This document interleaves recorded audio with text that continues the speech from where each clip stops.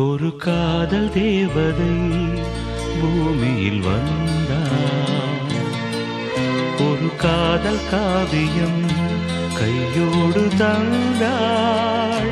கல்லூரும்